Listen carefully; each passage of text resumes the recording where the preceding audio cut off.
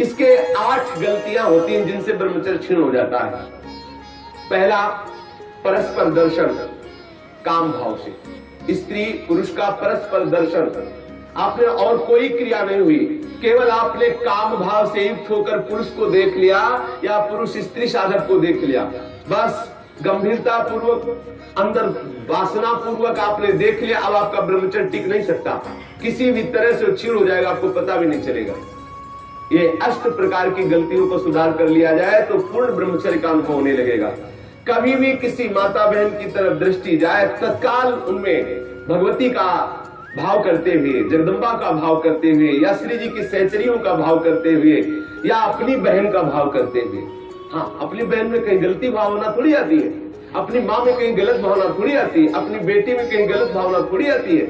ऐसे सद्भाव रखिए, कोशिश कीजिए कि उनके मस्तक और केशों पर, नेत्रों पर दृष्टि न जाए, चरणों पर दृष्टि रहे। जैसे चौथ के चंद्रमा को देखने से कलंक लगता है, लोग बचते हैं, ऐसे ही माता बहनों के नेत्र, मस्तक और केश, इन 3 को देखने के लिए अपनी दृष्टि को बचा लो। नेत्रों में नेत्र न मिलने पावे, उनके ललाट और उनके केश पास पर दृष्टि न जाने पावे, उनके चरणों पर दृष्टि रहे। संभाषण करना हो तो सर नीचा करके ही उनसे संभाषण करो। ये आद्य शक्ति जगदम्बा के अंश स्वरूपा है, ये श्री जी की सहचरी है, ऐसा भाव रखकर उनसे वार्ता करो। ज्यादा देर वार्ता मत करो, एकांत में वार्ता मत करो। जहां दर्शन हो तत्काल नेत्र हटा लो। अगर दर्शन होते ही आपने काम भाव से उनको देख लिया तो फिर आप ब्रह्मचर्य नहीं रह सकते, या वो ब्रह्मचर्य नहीं रह सकती जिसने पुरुष को काम भाव से देख लिया। पहली गलती। दूसरा है स्पर्श करना, किसी भी बहाने से परस्पर स्पर्श करना, किसी भी अंग का स्पर्श करना। हम भले प्रकट नहीं कर रहे हैं अपनी वासना, लेकिन किसी भी बहाने से पुरुष या स्त्री के शरीर का स्पर्श करना परस्पर विपरीत भावना से, ये दूसरा लक्षण। यदि आप प्रकट तो नहीं कर रहे लेकिन किसी भी बहाने से आप स्पर्श कर रहे हैं, आपके अंदर काम का भाव चल रहा है, तो आप ब्रह्मचर्य नहीं रह सकते, आपका ब्रह्मचर्य क्षीण हो जाएगा। दूसरी गलती। तीसरी गलती, केल विलास क्रीड़ा को देखना।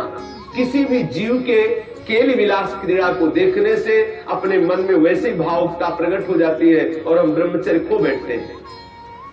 चौथी बात, परस्पर बैठ करके एक दूसरे के रूप का गान करना। आप बड़ी सुंदर हो, या आप बड़े सुंदर हो, आपकी बहुत याद आती है, या वो बहुत सुंदर है, वो हमको बहुत चाहती है, वो हमको बहुत चाहते हैं। ऐसी परस्पर में वार्ता करना या एकांत में उसके गुण कीर्तन करने से ब्रह्मचर्य का नाश हो जाता है।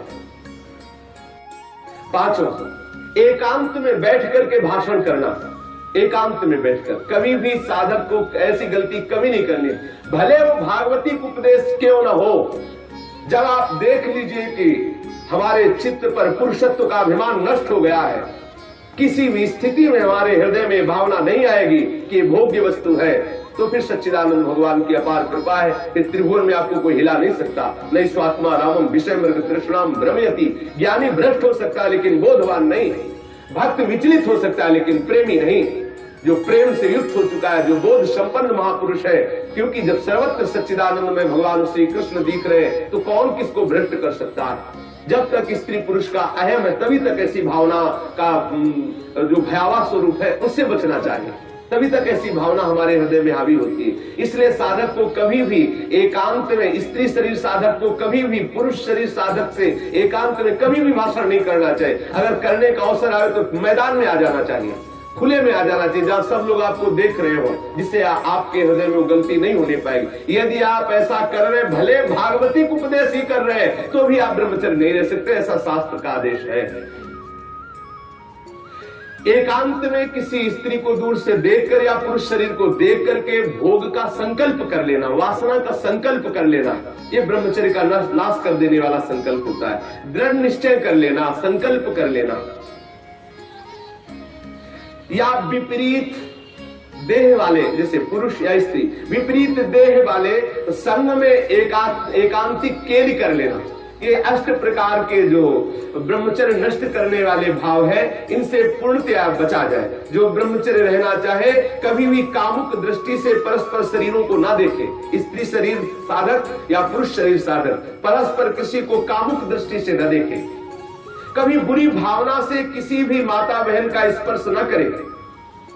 कभी भी किसी भी तरह से अपने निकट ना आने दे, ना उनके निकट जाए। ये बहुत बहुत काम की बात है, इसे साधारण मत समझिए। हम भजन करते हुए भी जो आनंद का अनुभव नहीं कर पा रहे, यही गलती है, हम यही मिस्टेक कर रहे हैं। भले हम किसी का संपर्क नहीं कर रहे, लेकिन हमारे अंदर वासना की गणित लगती रहती है, इसीलिए हमें परमानंद का अनुभव नहीं हो रहा। हमें सावधानी रखती है। देखो, ये ऐसा कोई अपने में ना जाए कि मैं सिद्ध हो गया हूं, मैं जैसा मनमानी आचरण चाहूं कर सकता हूं। भगवान व्यास देव जी ने लिखा है कि बड़े बड़े विद्वान भी इस आकर्षण में अपने आप को ढीला मानते हैं और गिर सकते हैं। इसलिए सावधानी पूर्वक, विद्वानों को भी ये जो आकर्षण है खींच सकता है, इसलिए सावधान रहे। कभी भी ब्रह्मचर्य व्रत धारण करने वाले उपासक को या गृहस्थ धर्म धारण करने वाले गृहस्थी को भी अपनी पत्नी के सिवा कभी और के साथ एकांत में संभाषण नहीं करना चाहिए।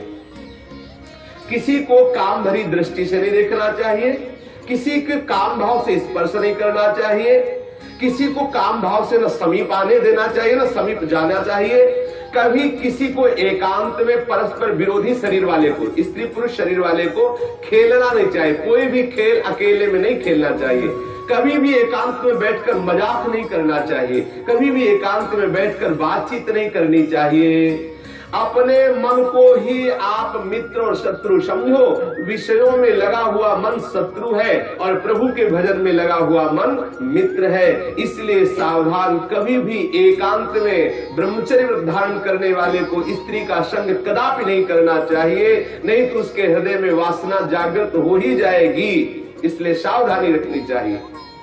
ये जो इन गलतियों का सुधार कर लेता है, वो ब्रह्मचारी पूर्ण रूप से ब्रह्मचर्य रह सकता है। एक बार फिर ध्यान दिया जाए, किसी भी तरह से हम किसी भी माता बहन को या माता बहन किसी भी पुरुष को काम दृष्टि से न देखें।